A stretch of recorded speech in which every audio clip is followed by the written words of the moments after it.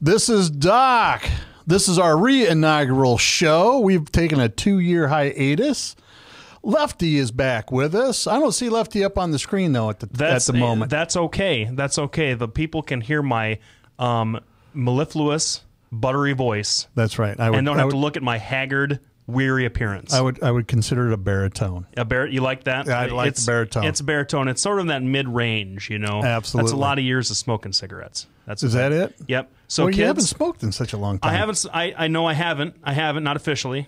Not officially. Unofficially, a lot. Unofficially, you're smoking a lot. Unofficially, off the books. Off the books. Kind of like how we paid for the first 2 wars. Like I'm just kind of. Well, the credit cards come in handy with that. They do. They do. The problem is cigarettes are so high nowadays that that's like a $200 a month habit if you smoke a pack a day. But that's the lefty's fault. I mean, look at all the taxes. Plus Clinton went after him. So that's true. No, it's true. You know, us lefties really trying to stick it to the man as far as things that kill you. Yeah, absolutely. You know, no big sodas, no trans fats. No, this is illegal in New York. It is. My friend Tommy, I'm sure he's listening. This is for you.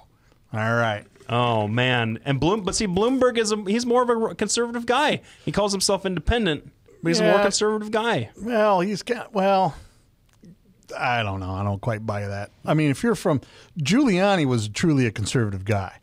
I think Bloomberg is more of an opportunist. So he'll blow whatever direction it goes. The guy that said, what was his campaign slogan was a noun, a verb, and 9/11 wasn't an opportunist. What? A guy whose political slogan was a noun, a verb, and 9/11 wasn't a political opportunist. Now, Doc, I don't think that you really mean that. Well. You have opportunists and opportunists. Sure, I do. I mean it a lot. But, I'll tell you, like Biden, I mean everything I say until I screw up and say something. Right, until I tell the truth. What I will say, Doc, it's good to be back. It's been a long time. Great. I kind of almost didn't remember how to do this till just now, right this minute. And I'm looking forward to it. Now, I'm gonna pull the curtain back. I'm gonna break the fourth wall just for a second. Oh my God! Yes, everybody duck. So Doc and I had a meeting a couple of days ago about how we were going to structure the show. So people that used to tune in, what was my old running joke? All 4 of you who tuned in for the first time that we did this, you should know that we're not going to be as snipey with each other. We're not going to be as sort of contentious about the little things, make fun of each other nearly as bad. A little bit, but not nearly as bad.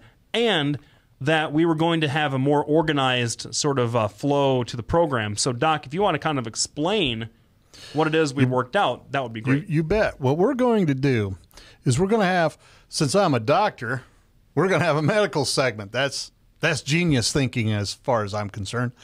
The second thing we're going to have is we're going to have a legal segment because there are a lot of questions and issues that people don't quite understand when we start talking about legal issues. What is constitutional? What is not constitutional?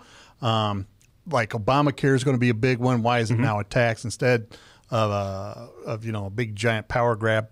Right. Those kind of things. It can be both. It can be both. It can be both. So we're going to have a segment for medicine, a segment for legal stuff, and then we're going to have we're going to try to highlight a business every week that's a local business that supports our economy. We're going to try to have local politicians on. Mike Brown said that he was going to come on tonight, but he said that the weather had pushed back his literature drops, and so he's going to be on next week, and he wants to be on Election Day. That would be a good one. It's been a bummer all week as far as the weather is concerned, so I certainly don't fault him for that. And then we're going to go. We're going to discuss politics on a state, local, and federal level as issues come up, because Blake and I really don't see things the same way, but a lot of times we can go ahead and come to a consensus, which is what our goal is here. Yep. So I agree. And by the end, and my goal, and I know that Doc shares this goal with me, by the end of each hour every Tuesday, I want the folks that are listening and watching and chatting in with us to walk away thinking they've learned something, that they're better people, and that we're one week closer to fixing every single problem the world has to throw at us. And I think we can do it. It's an ambitious goal, but I think that we can do it. I agree. Now, I don't quite have figured out how we do like if people were to call in or if is this a people were call-in to, show? Oh, I'm hoping. Sure At some can be. point I'll figure this out. Ryan's our producer. He looks like he's 12, which is perfect for a guy running all the computers, right? Sure. And the best thing about this is, unlike most other 12-year-olds, we can't hear him in the booth. So he just holds up signs, and sometimes he holds up different, digits. so, to let us know sometimes of the singular variety. Yes, right. And that can either mean one, or I'm very happy to see you. Of course. Yeah, but I have my Facebook page up in case anybody wants to write in and call me a quack.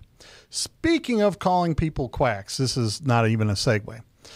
What I know is I have a bunch of liberal friends of mine. Okay. And when I start talking with them, the first thing they say is, I'm a crazy Republican because I said I wanted to microchip illegals. Now, when that happened, it's 3 years ago now. It's been a while. It's ancient history. At the time, you have to understand there was a giant debate about whether we, build a wall across the deserts of Mexico with all these tunnels, right? And I don't think that's a great idea. It really hasn't helped. It sounds almost as ridiculous as microchipping people. It does. And then they want to put the 10th Mountain Brigade or activate the National Guard to sit on the fence. Well, honestly, unless you're going to shoot these people, which I don't advocate, they're not going to really be able to stop them. So you have people advocating, let's shoot them as they come across the border. Let's build a fence. Let's do all kinds of stuff. And the thing with me, and I tried to explain, and I apologize on Ed Fallon's show the next day. In fact, you called in that day. I did. And so Blake can verify. At the time, I apologized, but my point was I was trying to garner interest in this. I'd said something similar before about, listen, why don't we microchip these people? Everybody sat down and started listening. I said, now that I have your attention, this is really my plan. My plan is, and then I outlined it. And the problem with this time was when I didn't get the chance to finish out my statement. Everybody was packing up. Everybody's leaving. I said that, and the people that have seen the video, you can see the gal from Boswell's office pick it up, go, and then when I said what I said, she put it back down. And then you can see the guy coming up and taking my arm and pulling me off stage. So I didn't have the opportunity to finish out my statement.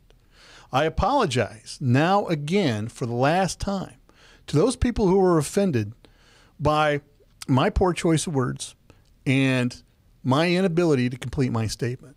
Now, I'm not ever going to mention it again. If you're on Facebook and you mention that, I'm going to delete you as a friend. And that's the end of it. So, and except for Blake, who I know loves me to death. I do. And I can tell you, speaking for every single liberal in America. No, just kidding. Just kidding. I absolve you. No, what I do know about when you said that, because I talked to you right after, I called you right after it happened, because I was watching Keith Olbermann, and you made national news. I made international news. As one of the worst. Isn't that sad? Yeah. That's sad. As one of the you worst. have to be crazy to make news. It's true. As one of the, he had you on, he had your picture, and that's what it was. And I remember you telling, first of all, I remember how sort of just dumbfounded you were that it got that much attention, and how saddened you were that the point you were trying to make didn't come across. Now, I think that everybody can sort of sympathize and empathize with someone who says something that other people find insensitive or offensive or whatever. I stick my foot in my mouth all the time. I know a lot of people do.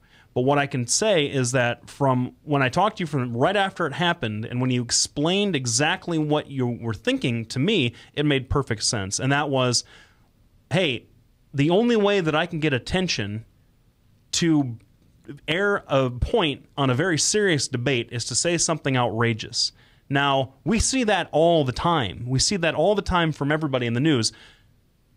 And they picked you that particular day to vilify and to string up. And so I think that it was unfortunate. And I think that apologizing is the right move. I really do, because I know that you've been truly sort of bothered about this for a long time. And if anyone wants to say anything to me about it, I will back you up 100%, because I think that the matter should be laid to rest now until forever. And we can go on doing the work that we set out to do. You bet. And I appreciate your support. Absolutely. I'm going to tell you this. You know when I knew I was in real trouble? When's that? Is when we were standing there at the next debate, and Dave Funk comes up and he says, "Hey, you got a lot of press." And I went, "Yeah." It, you know, kind of like, not the kind you want. And he said, "You know, I'd wear it as a badge of honor." And at that point, I knew I was in a lot of trouble. So, well, Dave Funk lost 2. Yeah, we all lost. I don't know that. Yeah, that's right. Everybody in that campaign ended up losing. There's not a single winner from that group. I don't know that I'd be taking my political advice from Dave Funk. Which so having that as sort of your takeaway moment from that entire campaign is probably the right one. Well, you know what was really hurtful about all that is my family are the ones that paid the price for that. Yeah. And people were so vicious to me, even after I explained and apologized, that, you know, there for a while I had to have people follow me around. Now, luckily, most of them were Marines, so I was pretty happy with that. But the bottom line is, you know, that's really where politics has gone. And it's sad that you have to be so radical to even draw attention to it. Right. You know? So well, we're coming up to a break. Ryan, you got something queued up? Not yet. No, well, we're working out the kinks. This is the pilot show. This is the re-inaugural show. The re-inaugural. Grand opening. That's right. You have the Doc and you have the Lefty, Blake Lubinas. Now, what do you want to talk about when we get back? I want to talk about the pressing issues of the day. I don't want to spoil it. All right. We'll come back. We'll let Blake run the next segment. You ready, Ryan? All right. We'll be back in 2 minutes? 1 minute? 2? We'll be back in 2 minutes. Take care. Thanks for tuning in.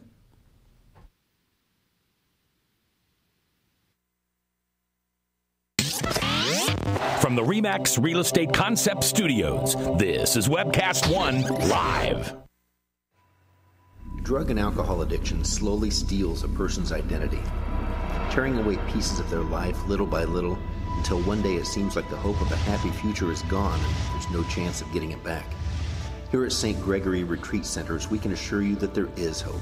Our unique approach to recovery begins with the understanding that the dysfunction and damage caused by addiction can be overcome, not just dealt with. Don't let another day go by. Call St. Gregory today.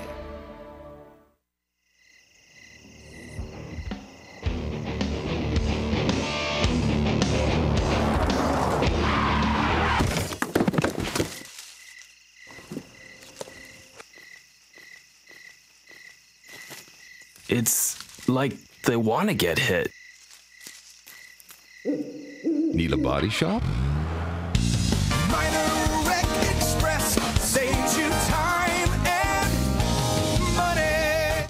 If Tom Coates from Consumer Credit of America was your personal webmaster, Tom would filter out all bad debt emails. If Tom was your mailman, you'd never get any debt reduction junk mail. If Tom Coates was a lineman, he'd block any phone calls offering to reduce your credit card debt. Hi, I'm Tom Coates with Consumer Credit of America, and we're still your best choice for credit counseling. We're local, we're accountable, and we can do more. You make the call when the time's right for you. When it comes to competition, there really is none for Consumer Credit of America. From the RE/MAX Real Estate Concept Studios, this is Webcast One Live.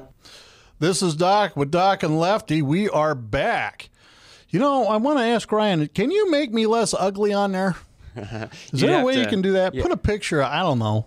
Who do you think? Put a picture of my nephew Ryan. He's related. He's a pretty good looking dude, and I hear that he does a little bit of that, taking pictures for a living. Yes, I feel like he does. you kind of remind me of a young George Clooney, a little bit, a little bit. Well, we're the same age, right?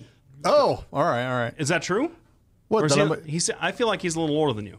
No, he's about my age. Oh, okay. Yeah, 47, I think. Mm-hmm. Isn't that what about he is? I thought he was old. I thought he was in his 50s. Well, I could be wrong. Looks like I keep track of that guy. Well, but anyway, so one of the things that I think is really important, especially when folks are thinking about politics and sort of how to approach politics, and one of the easiest issues in this country and our political system to kind of demagogue or to whip people up into a frenzy about is religion.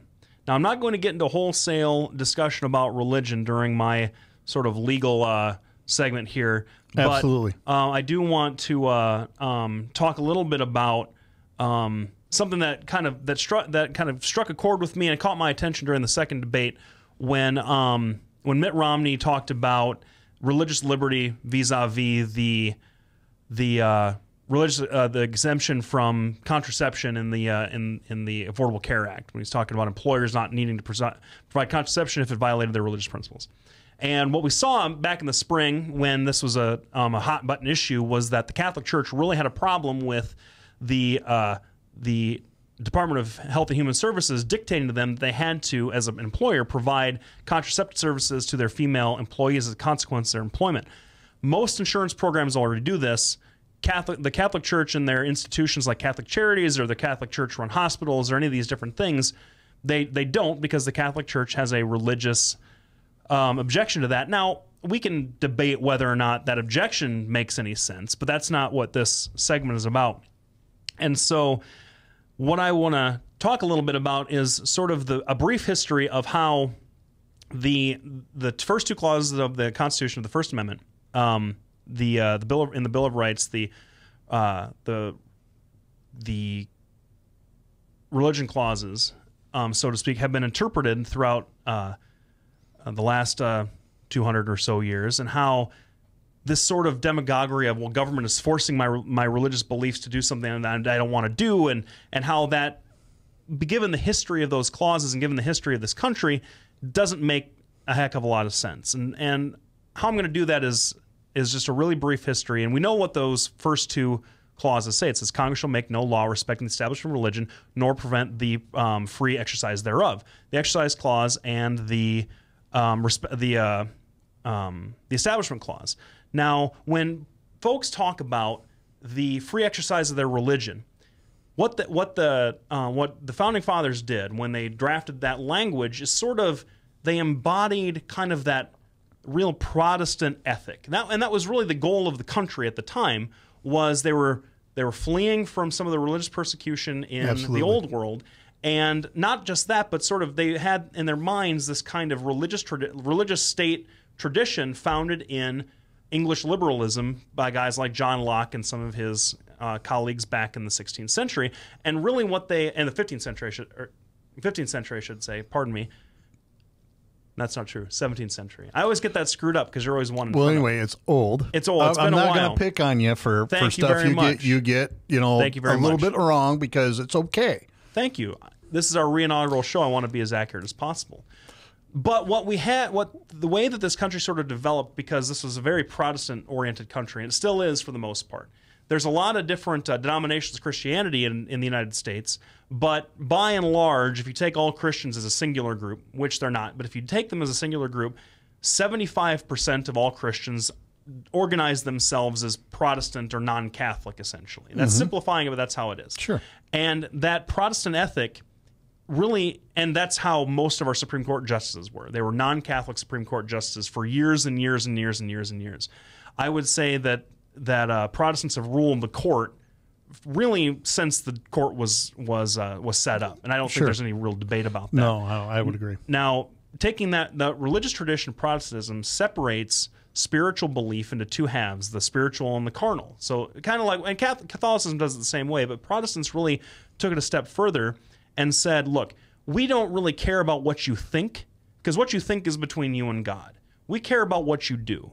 And so when we talk about the free exercise of religion, they're talking about the free exercise of conscience. And you find that term, that free conscience, come up a lot in Supreme Court cases dealing with free exercise, the freedom of conscience. Not the freedom of religion necessarily, but the freedom to have a religious conscience and to do whatever sort of, and to have any conscience you want. Leaving the Establishment Clause out of it, because government doesn't set up religions, that's kind of loosely how it's been interpreted. The Free Exercise Clause has been interpreted time and time again with that old school Protestant ethic of, we don't penalize you for what you think, we penalize you for what you do. There have been numerous examples of non-Christian people who have run afoul of the Free Exercise Clause in different cases. There was one case back in the 60s of a Jewish Air Force pilot who wanted to wear his yarmulke. And for him, that's a very specific traditional religious tenet. You don't just choose to do it, you have to do it. If you're a devout, observant Jewish person, Jewish male, you wear the yarmulke out of respect for God. That's what you have to do it. It's not a matter of belief for them. This sort of like these outward appeals of religious faith, that's foreign to most Christians, and it's foreign especially to most Protestants. So he lost his case in front of the Supreme Court because the Air Force didn't want him to wear it because they have their own uniform. It violated their uniform, and the military has its own discipline and hierarchy and what have you. And so he lost that case because the Supreme Court said, well, we're not going to penalize you for being Jewish. We're not going to penalize you for believing that. We're going to say, because it's a practice, you choose to wear that hat, you could choose not, or hat, good Lord. You could choose to wear that yarmulke, you couldn't. We're going to say that you could just not wear it. It's not that big of a deal. That's essentially how they interpreted it. And you've seen those kinds of cases come down, not just in this country, but in France and England, talking about like the women that wear the niqab in their driver's license photos in France, or Sikh members of the military here in this country that have to wear their turbans. That's a part of their religious practice. It's non-negotiable for them. Our Protestant legal tradition doesn't really allow for that. There's no room for that. So it's interesting to me to hear a lot of conservative folks in the Catholic Church say they are infringing on our right to freely express our religion when they tell us we have to offer contraception. In this country, the way that free expression has been interpreted by the Supreme Court is we don't care what you think, we care about what you do. And because every other employer is required to do something, you can believe, Catholic Church, all you want, but it's that doing that we take issue with, and that's that doing that the Supreme Court takes authority of. And so that's why if you listen to these folks talk about, well, they're infringing on my right to freely express my religion, well, they're not. You know, I sympathize, and I am definitely sensitive to someone's religious belief. And I'm not going to sit here on this radio show and downplay and degrade anyone's right to have that belief. Well, go ahead. Sorry, but isn't that kind of like saying, well, you know, everybody cuts their left arm off, and, you know, we're going to mandate everybody cuts their left arm off, and then you have a group of people saying, I don't think I should have to cut my left arm off because not only is it stupid, it's against my religion. I mean, at what point do you put government mandates in? At what point do you have protection from the government? You know, that's my question about this. The other thing is employment is voluntary. I mean, if you go and work for Catholics, it's not like you don't know they're Catholics. I mean, they smack you with it from the moment you walk in the door, right? So if they sign, because I know I work for a Catholic organization, they make you sign up front. This is what we believe in.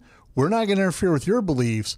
However, these are things that because we believe in this, we're not going to pay for these things. One of them is birth control. The other one is abortions. Right. So you're going to mandate essentially if you're going to fight over birth control, then essentially it's a proxy fight over abortion. There's a couple. Right? I'll get to each one. All right. Because you've said a few things. For your first example, it doesn't really track because you're conflating exactly what I'm talking about. You're saying that there's this sort of linkage between what you think and what you do. And if we have a law that says the government say that you have to cut your left arm off, and a religious person says, well, it's against my religion to do that, well, the government would then just say to you, well, sorry, you have to do it because we have that separation between what you think. You can believe that you're supposed to have two arms. That's fine, but we have a law saying you have to do it. Now, that's just how it is. And that's how the Supreme Court has interpreted that stuff. So we can say, I mean, it's ridiculous to think that the government would ever force you to cut your left arm off. That's not really what we're talking about.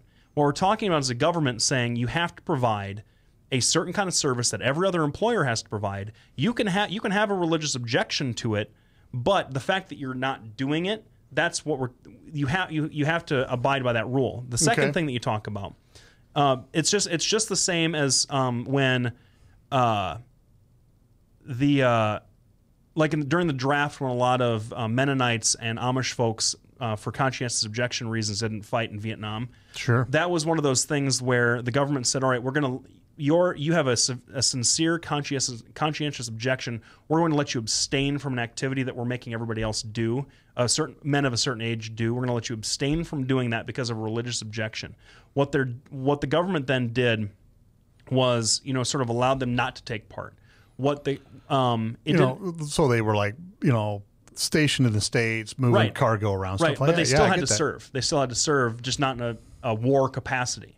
A lot of those folks that were drafted, they didn't just get to dodge the draft. They were put in non-combat roles. A lot of them. Yeah, and I get that. But what's the lefties are always screaming about the Republicans, get out of my womb.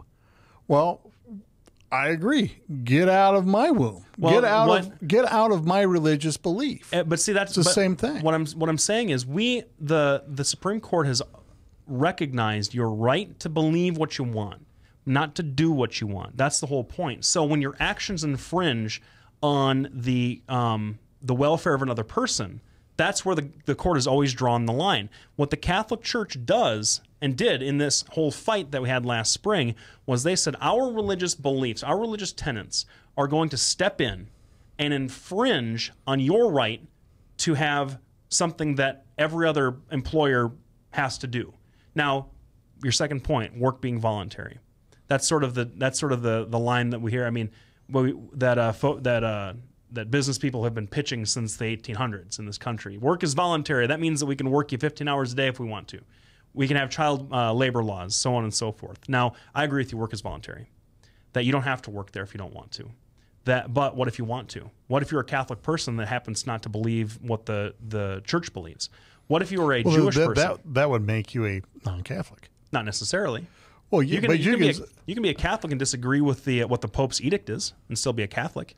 Well, not technically. I mean, this isn't like being a Democrat that doesn't believe in gay marriage, or it would be like Republican, believing in gay marriage. Okay, well, it's not like that, because those are both voluntary, things. So what if you're an atheist doctor then? An atheist doctor who feels like he can get the best benefit package from a Catholic Charities hospital for his family, because maybe he lives in an area that's underserved, and that's where the Catholic Church has set up a hospital. But he's going to so great. He works for the Catholics, but he also understands in that package they're not going to pay for the. Why does he have to accept that? Why does now their religious beliefs are actually doing something to him? That's the whole point. No, they're not doing anything. It's voluntary. It's like if I bought a house and it's it's run down, all right. And I shake with the guy and say, well, I know that there's mold in here, but I'm going to buy it anyway. And then I move in, I get sick, and then I sue the guy for mold. See what I'm saying? I voluntarily moved into that crappy house. This guy's voluntarily working out a contract that he knows these people are not going to give him birth control. Right? And to get to the point, though, employers, people that provide employment in this country, have been also held out to be places of public accommodation, hospitals, different sorts of things that the Catholic Church funds around the country. That's why restaurants can't discriminate against people of different races. Sure. That's why that's why all folks of different ethnicities can use the public pool. That even though it's a private, religious-driven institution, it has been deemed to be a place of public accommodation because you have to work. You have to have a job. Absolutely. And in places where there is no other work, and there are some places like that, you have to protect the folks that don't see things the way that your employer. I mean, if you were to, I run a business, I run a law firm, and if you were to work for me, I wouldn't expect you to think the way that I do about everything. Or if I were to say, hey, you know what, I believe that we should have a Fidel Castro Appreciation Day every Friday, and you're going to come in and you're going to wear a Che Guevara shirt. You bet. So, and you wouldn't, but if I was the only shop in town, you'd still have to work for me. Absolutely. Now we're going to go to a break here in about, 20 seconds. Is that right, Ryan? All right. So I'm going to throw this one right out there at the end because I can't resist throwing out the zingers. The bottom line is, if I come to work for you, right, and the government mandates I have to wear a Che Guevara shirt, and everybody else does. No, I'm mandating it. I'm the employer. So now I get to choose whether I work for you or not. But the problem is the government says, well, now you have to wear the Che Guevara shirt, right? At what point do you stop and say, where are my personal freedoms? Where's my ability to do good things and work in the way I believe and want to? See what I'm saying? I mean, I do see what you're saying. So we're gonna cut you off and go to break. We'll let Blake come back after the break and get on us. All right. Thanks for tuning in. This is Doc Lefty. We'll be back in, 3 minutes? All right. Thanks for tuning in. Brian Leach, owner and general manager of Service Legends. I brought along a couple of the home comfort heroes. Hi, I'm Tammy Wells. I am Nick Wondershide. I'm administrative manager. I am the senior technician from Service Legends. It seems like every good thing, when you feel it to the bone that it's good, there's a lot of hard work put behind it. I don't think that you can fake it and have it turn out good. You know, if we seem like, okay, that's just weird, it's just a furnace, why would you believe so deeply in a furnace?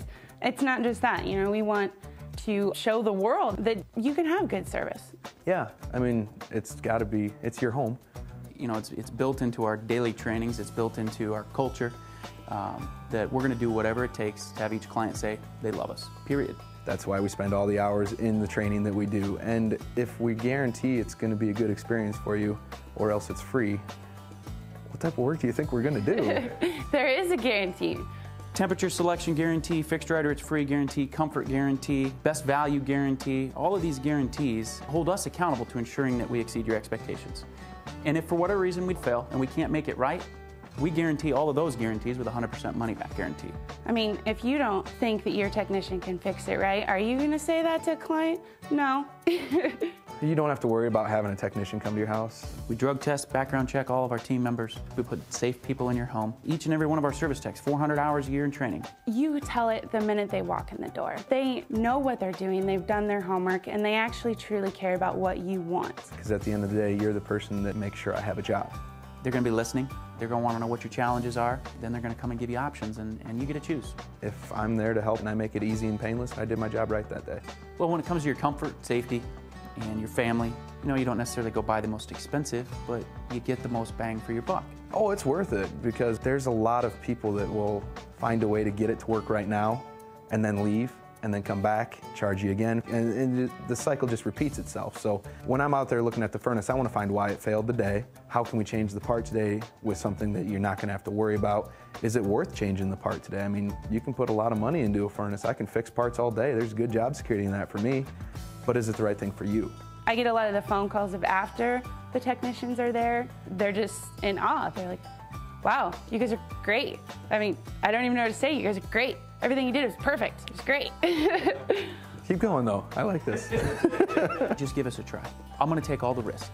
I've got the time to make this right. I've got the support to make it right. Just check us out. And if you don't see the value in what we do, I mean, fixed right or it's free or 100% money back. Enough said. This is Doc with Doc and Lefty. We want to thank Brian Leach and Service Legends for supporting our radio station. This next segment, I lied. I'm not going to let Blake have his last chance at me. Oh, that's okay. I think I made my point. Yes, you made your point. And you know what? You explained it in a way that, you know, now people can understand what the issues are, what the Supreme Court is going to say. This is going to be my segment on medical stuff. And I should have a different name than just medical stuff. Ryan, you're a producer. You come up with that. We'll think of better names for next week. Yeah. Now, look at Ryan just for a second. Does he have an ear on top of his head, or is that just the way he wears his thing? He's one of those radio guys. You can never tell with those radio guys. Oh, yeah. Might be covering an eye. You never know. Maybe. All right. We're going to talk a little bit about the dangers, because Monster Energy Drink is getting sued because apparently their stuff has killed 5 people. I'm going to tell you that most of these energy drinks are very dangerous, and they're dangerous for several different reasons. One, caffeine, anything taken in moderation is going to be okay, right? There's a couple of drugs where there's an exception. One is things like mescaline and the hallucinogens. Marijuana, even taken in short doses, can cause psychosis and things like that. But caffeine in moderate doses isn't going to kill you. I can drink this. I don't even know how big that is, but it's a big thing of pop. That's 32 ounces, right? 30. Well, it looks like a 32. I can suck that whole thing down in an hour and feel good and still not be over the hump. The problem with these energy drinks is you're talking, 16, 20 cups of caffeine in a bottle that's about, that big around. So you're talking, 6-8 ounces of fluid that's heavy in sugary syrup, most likely made from fructose or corn-based products. Now, I'm all for corn, so I don't want to be irritating any of my farmer relatives or anything like that. But this stuff is concentrated. And you put all that caffeine in there, you're doing three things to the body. The first thing that you're doing is you're making it slow so that your heart speeds up. When your heart speeds up, it is less efficient per pump to get all the blood around. The second thing that happens, you have what you call viscosity. And I'm sure if you're a mechanic, you know about viscosity, right? The oil companies talk about their viscosity of their oil-based products all the time.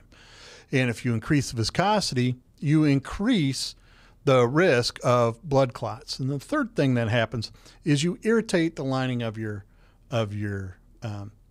vessels. Now, any doctor out there knows I've just outlined the perfect way that you can have a heart attack or a stroke.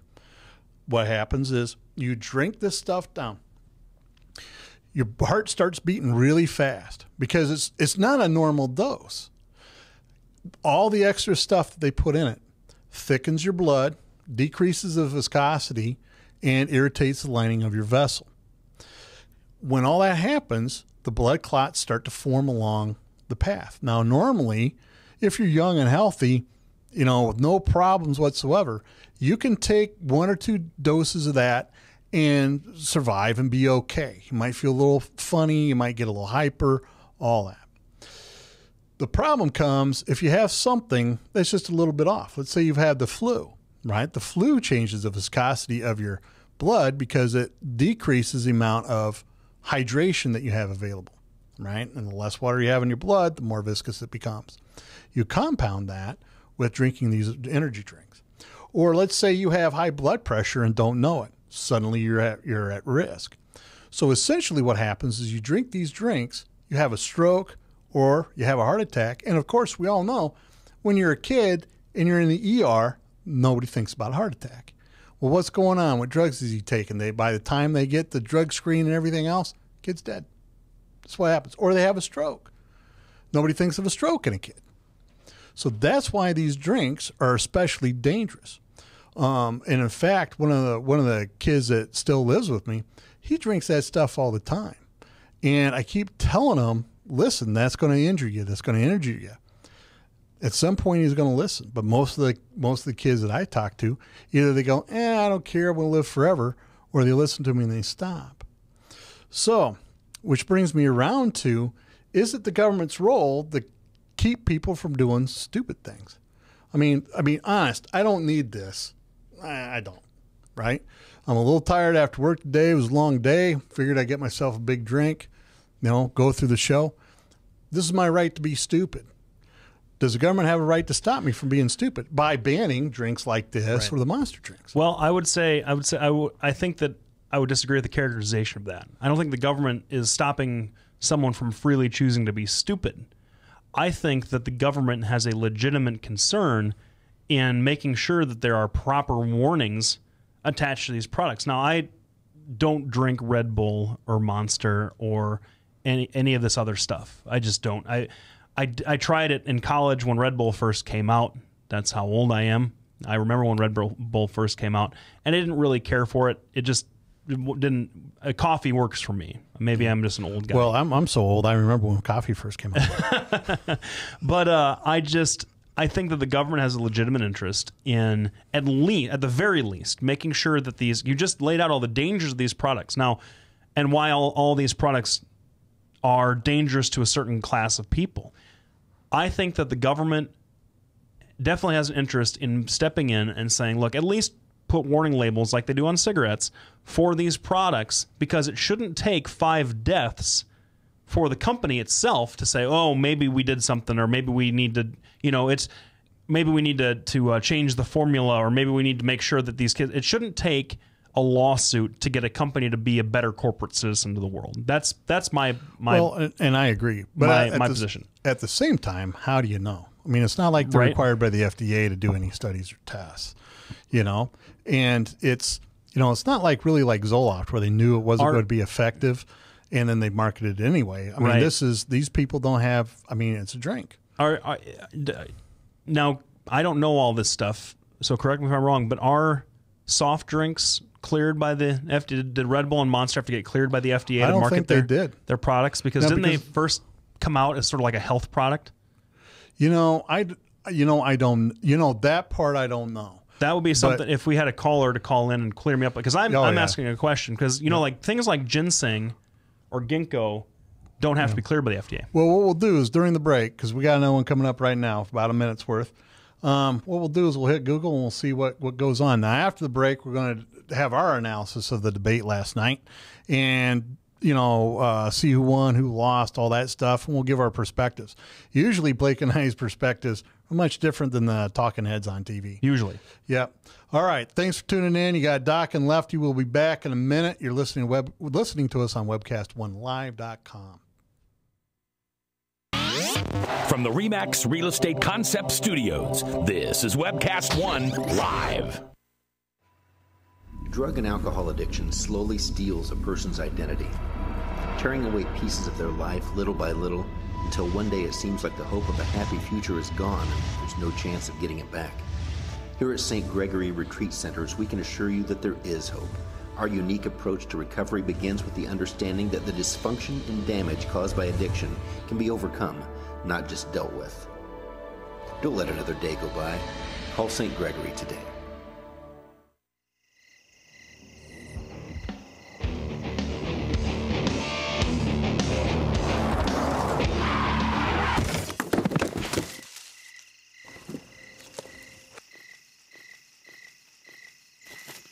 It's like they want to get hit. Need a body shop? Minor Wreck Express saves you time and money.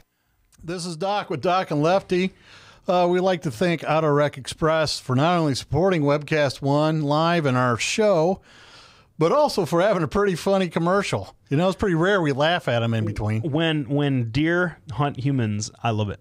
Yes, that's right. That's why you always need your Second Amendment rights to be packing. To be, make sure those deers don't get you. Well, hey, I'm scared of the random West Des Moines deer gang that hassles my local shopkeepers. That yes. It's a good thing he's got his Glock. We have an answer. We did a quick Google search. Answers.google.com about lawsuits, WebMD, and Answer Bag all say the same thing, and that is the FDA does not require them to get FDA approval and have not evaluated the statements. Yeah, so I don't think that it's too.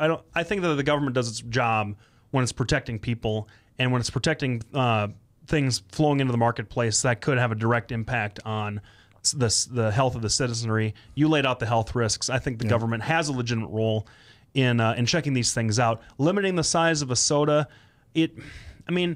honestly, if you think about, and that's the issue that we have with government. Especially in New York. In between the two, you and I, it always seems like from the right that you hear government is bad down to its toenails. But then the Republicans or the conservative folks say, well, it's not bad. It's the federal government is bad. State government's okay-ish. It's our local government. Local government is we really want to protect local rights because they know us the best. And then the right gives Bloomberg all kinds of grief for, in his legitimate role as the overseer of the health and welfare of his city, bans soft drinks of a certain size. I agree. Now, so it seems a little bit now speaking of Mayor Bloomberg, Governor Romney and President Obama had a debate last night, and I'll give you my brief perspective on this. Okay, it seemed like Mitt Romney went in there and said to himself, and his advisors said, "Do not screw it up. You don't have to win. You just can't get beat." And Obama's people said, "Listen, be more, a little bit more aggressive, be more presidential, show what you know, right, and tout what you've done." And I think they both did that. Here's where I think Obama, if he made a mistake, where he made it, he was always shooting off zingers at Romney. Now, it's okay, you and I zing each other. We've known each other. We're good buddies, right? But when you're up there as a president, you can't just throw out one-line zingers, even though they motivate your base. But we're not talking about motivating your base. We're talking about getting uncommitted voters. So I think in that area, the jury's still out. Now, Romney did what he set out to do. He did not make any major screw-ups. He did fine. You know, he let a lot of things go that I think he could have pounced on. And at the times when he did fight back, he fought back appropriately. But I can tell you what happened as far as conservatives went. We all went, really, is this the president we might be getting? We want the president that was at the first debate. Yep. That's really what's happening. So in essence, Mitt Romney didn't shore up his base, but I do think he probably reached out to other voters more. He also let the conversation drift into fiscal and domestic policy, which is where he's winning at. Well, that's where he wanted it. Yeah, that's true. He let it drift because he thought that's where he'd had better luck. I mean, how many foreign policy questions were at the town hall? Was it 2? Yeah, 2. 2, yep. Something like that. And and Romney basically planted on both of them. I've got a good friend of mine who's a good friend of mine down in southern Iowa who I was talking to him about Romney's performance in the town hall debate on the Libya question. And he said, well, this is what I would have done. When asked that question, I would have said, well, you know, Ms. Crowley, Madam Moderator, whatever, I'm going to yield my time and let the president answer what really happened in Libya. Because that's genius. It would have been a great answer. Now, my friend is a great lawyer and knows how to debate people. And it makes a lot of sense. From the conservative perspective, it makes a lot of sense. Now, from the political perspective, I think that the reason why he wouldn't do something like that, why you would never see a politician do something like that, is it's like football. That gives that you turn the ball over in your territory, in your side of the field. That gives the opponent more opportunities to score on you. You don't ever yield your time in a political debate, because why would you ever want to do that? Absolutely. But my takeaway from the debate last night, and I agree with you. I think that Romney's performance was so much more muted, and it's so funny because why was it muted? You had his first performance where I think that I said the minute after I finished watching it, I put on Facebook that the president got smoked.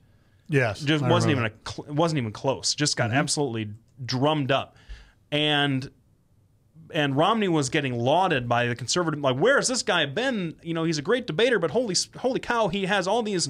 He had great zingers in that first debate. Let me tell you, absolutely. Why? And the conservative press was just in love with him, and the conservative base is in love with him. Here's a guy that could take it to the president. Absolutely. I think the second debate, he wasn't as comfortable with the format. He's not as comfortable moving around. You could kind of tell. Now, not to say that the election is going to turn out this way. I think he looked a little bit like George H.W. Bush from his town hall debate, just a little bit more stiff. He has a hard time I wouldn't say that he has a hard time communicating with regular people, because those weren't regular people at that debate. They were handpicked from upstate New York. You know, they weren't a segment of the population, but I think he has a hard time kind of moving in space like that. I think the president's a lot more comfortable, and so that the format kind of threw him a little bit. He reins it back in. This third debate, he reined it in even further. Why, if the conservative press and the conservative electorate was so energized by his first debate, would he, over the next two, rein it in so much? Doesn't make sense to me. Because he knows. I'll tell you what my personal think is. As you know, I'm very conservative. I have been a little bit wishy-washy about Romney, as most conservatives have been. Right. He knows either we're going to vote for him or we're going to sit it out, or worse yet, vote for Gary Johnson. Mm-hmm. Right. He knows there isn't going to be a lot to do to bring guys like me into the fold if we're not committed already. So he is going after soccer moms, mothers, right? I think that's why he gave a lot on, well, geez, we're just going to, I think we need to not start another war and get out of Afghanistan and Iraq. I think he's going for those people that really are undecided, because there's a lot of Obama voters out there that are wishy-washy about Obama now. And I think that he can reach a lot of those moderates. Do you think there are really that many undecided people? Do you really? I really doubt it. I just keep in mind. I mean, landslides are 5%. Right. Well, and that's just how. I mean, that's where our politics has gone. I think it's a shame. Yeah, absolutely. I agree. But that's what we're talking about. If let's say the blacks don't turn out in the same numbers they did the last time. Let's say they show up at a historical level of 11% instead of 14%. Right. Barack's got a huge problem. Yeah. Suddenly, we're looking at a tie race. Yep. What if the Hispanics don't show up in the same race they did before? Now he's really got a problem. Yep. Middle class, lower and middle class women. Mitt Romney has no problem with upper class women. No problem at all. No, I would agree. It's the middle class and lower class women who make up most of that electorate that he has a huge problem with, but that gap is narrowing. Now, what I'll say, isn't it interesting? Mitt Romney was told, don't go and lose.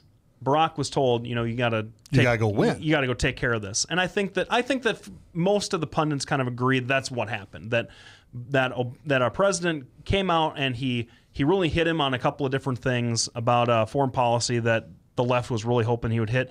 He didn't. I mean, the left is so upset with Obama about foreign policy, and they're upset with most Democrats about foreign policy right now because we sound like neocons. We're going to take it to him. Yeah. We're going to move heaven and earth to kill Osama bin Laden. We're going to do all this kind of stuff. But isn't it sad? Isn't a sad commentary on what we expect from our political leaders that the talking heads get to come out and say, hey, look, we just didn't want Mitt Romney to look like a complete a-hole on TV. Yeah. And that means, and by not looking like a complete a-hole, that means he did okay. I mean, the only place that I think it's okay to fail 70% of the time and still be considered great is baseball. That's it. Absolutely. That's it. That's it. In politics, you have to be better than that. Yeah. Well, and on that note, Ryan, we got something queued up. All right. We're going to be back after the break. There's another minute break. We are going to discuss Libya. I got a little bit different take on it than most other conservatives, and I'm sure Blake will have a different take on it than most lefties. Thanks for tuning in. You're listening to Doc and Lefty on webcast1live.com. Thank you for tuning in. We will be back in just a minute. Real Estate Concept Studios. This is Webcast One Live. If Tom Coates from Consumer Credit of America was your personal webmaster, Tom would filter out all bad debt emails. If Tom was your mailman, you'd never get any debt reduction junk mail. If Tom Coates was a lineman, he'd block any phone calls offering to reduce your credit card debt. Hi, I'm Tom Coates with Consumer Credit of America, and we're still your best choice for credit counseling. We're local, we're accountable, and we can do more. You make the call when the time's right for you. When it comes to competition, there really is none for Consumer Credit of America. Whether you're 10, 25, 50, 80 years old and beyond, everyone needs to live within their means. I'm Tom Coates with Consumer Credit of America. For almost a quarter of a century, we've helped people of all ages learn to manage their personal finances to benefit them far into the future. When problems arise, we've got the experience you need to make those debt problems go away. Got financial problems? Call Consumer Credit of America. All right. You know, we're going to talk a little bit about Libya, and we're going to shorten up this segment so we can talk a little bit about the elections going on around here. My take, everybody by now, either you know about Libya or you don't. And my take on this is, it doesn't matter if it was the State Department that screwed up, if it was Hillary Clinton that screwed up. It doesn't matter if it's, if it was a video. And it doesn't matter if Biden and Obama weren't told about this. None of that matters. What matters is the President of the United States has a house that is in disorder. And if it isn't in disorder, it's taken such a left turn approach to this that, he's so disconnected with what's really going on. So it's one of two things. Either he's truly disconnected from what's going on, or he's really turning over the operation of the country to a bunch of imbeciles. And it doesn't matter when he knew it or what he knew. The fact that there was chaos for 2 weeks after that, and you couldn't get a straight story from anybody in the administration, shows me that if he wins re-election, there needs to be a major house cleaning. Well, I don't know that that's necessarily too controversial, but I would just say that it's been 11 years, and there's still folks that don't know what happened in 9/11, and you know, and and we had to have an entire commission come out, the 9/11 commission, to clean up the story, because people still don't accept the official line from the government about 9/11. So to expect the President of the United States, number one, to have complete and total administrative control over every consulate and every embassy around the world, that's just ludicrous. Well, hold on. It was 9/11 in Middle Eastern countries, and we hadn't had an attack there in the last 11 years. This was something that I think was an opportunistic attack. It was legitimately sparked off in Cairo, which is very close to Benghazi. It was sparked off in Cairo over that video, and I think that a few nuts in that got destroyed by the Libyan people. Let's not forget about that. The Libyan people stood up and took those militants out. A few militants said, and because when the Libyan people started to protest, these militants said, "This is perfect cover. Let's do this." Now, should there have been more protection for these consulates in a sensitive area? Maybe. Should our vice presidential nominee on the Republican side not voted against cutting their funding for their protection? Maybe. But that's a different topic. That's a different topic. And we want to talk about some of the local races. Those are actually topics I would have loved to get into. Yes. But I think we have more interesting things to spend the last 4 minutes on. We do. Boswell's getting stomped. It's going to be bad. It's going to be a bloodbath. And it's going to be a bloodbath. One, Tom Latham is a great guy. He doesn't have any mud on him. He really hasn't done anything out of the ordinary. Two, and this, I have talked to many of my conservative friends, and they all say the same thing. Ed Fallon's a left-wing loon, all right? Mm-hmm. And I'm paraphrasing, you know. Now, Ed I view as a friend of mine, so he'll take this with how I mean it. But the other thing that all these Republicans say is Ed is a straight shooter. We respect him. If Ed said that happened, that happened. And there is a potential, there is somebody out there, I don't want to mention him because didn't give me permission to speak. He said, you know, when you have the enemy shooting himself in the foot, you don't try to put your finger on the lock. Right. What you do is you hand him more ammunition. Well, I think that was a tremendous blunder. Boswell is just, I mean, it's going to be interesting because people have been writing his death warrant in politics for years, and he always seems to come back. But he's never had a seasoned politician challenge him the way that Latham is just taking it to him. So yep. I think that seat's going to go red. I think that the Steve King-Christy Vilsack race is really interesting because I don't think that Steve King has ever had someone as credible as Christy Vilsack run against him since he won that seat. Now, I'm from Northwest Iowa. I know how red Northwest Iowa is. I think Christy Vilsack has a chance. I don't think that she'll necessarily win. I think she's got a chance to turn, especially now that district has been realigned, to turn that seat blue in 2 more years. I think Braley's going to win, and I think Loebsack's got a real problem with his John Deere comments. No, I agree. I agree with that 100%. Now, it's Lang and Braley running against each other in Northeast Iowa. And Lang lost to him 2 years ago. It's going to be a tighter race this time, but I think Braley's still going to pull it out. Now, I'm going to agree because I was up in Cedar Rapids and my brother's a conservative, as is my sister-in-law. By the way, I need to say congratulations to my sister-in-law for being named Iowa's top physician again. Congratulations. Yeah, so there's a little professional jealousy over here, but I just want to say congratulations to my sister-in-law. Anyway, they put up a Lang sign on their fence, and people tore it down. People smashed in there. Yeah, you're not seeing that with a lot of Latham signs around Des Moines right now. Yeah. And so you're like, oh, well. But, you know, the thing is Lang has moderated his stance a little bit, so he's not scaring off the moderates like he did before. Now, he's still not going to matter. Yeah. It's not going to matter. Braley's going to win. Well, yeah, it'll be a lot closer, I think. I think so, too. But I still think Braley has a really good shot, especially if he keeps hustling the way he has. I think Braley has a good shot to be the governor of Iowa. I think people really like him in Northeast Iowa. Yeah, and that's unfortunate. Well, so it is what it is. So what do you want to do with the last 30 seconds of our re-inaugural show, Doc? Well, I want to say thank you to everybody coming out and taking a look at our show. We're going to be getting podcasts and all that extra stuff up and going, Twitter, Facebook, all that junk. We should thank our first two sponsors, Bertrosian Associates and Lubinas Law Firm. There you go. There's a lawyer thinking about money. There you go. There you go. So Bertrosian Associates, that's my firm, and Lubinas Law Firm. We'll have commercials and everything else next time. Blake, I want to say thank you for showing up and let me have fun again for an hour. You're welcome. Thanks for having me. All right, this is Doc with Doc and Lefty. You are listening to us on Webcast One Live. Thanks for tuning in. We'll see you next week at 6 p.m.